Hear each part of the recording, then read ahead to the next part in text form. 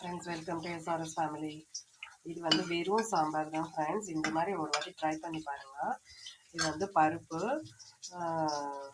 சின்ன வெங்காயம், சீரகம் நல்லா ஒரு ஸ்பூனு, நல்லா ஒரு 7-8 பூண்டு, நல்லா ஒரு கைப்பிடி கொத்தமல்லி எல்லாம் போட்டு, பெருங்காயம், மஞ்சள்தூள் எல்லாம் போட்டு நம்ம எண்ணெய் ஊற்றி நல்லா விசில் வச்சு எடுத்துகிட்ருக்கேன். சிம்பிளான சாம்பார் தான் ஃப்ரெண்ட்ஸ், ஈஸியாக செய்யலாம். பட் நல்லா ஒரு டேஸ்ட் இருக்கும்.